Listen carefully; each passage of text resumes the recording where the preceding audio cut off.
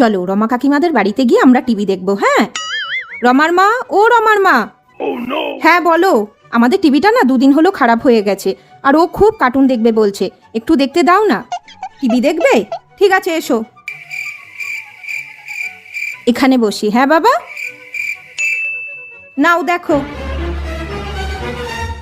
দেখো এই সুন্দর কার্টুনটা হচ্ছে। মা বেটা টিভি দেখতে এসেছে, সব সময় এখানে চলে আসা।